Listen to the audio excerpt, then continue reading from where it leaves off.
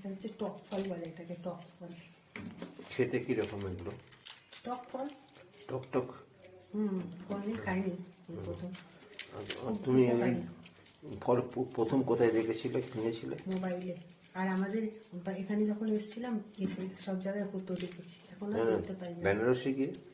বেনারসে তো দেখেছি। কেনাও হয়েছিল না? রাস্তার পাশে ঝুড়ি নিয়ে বিক্রি করছিল। কি একটা নাম বলছিল, আমার মনে নেই। এইটা টক ফলটা, আর এইটা এইরকম অবস্থা, আর এটা এরকম অবস্থা। ছোট ছোট টমেটো যাচ্ছে।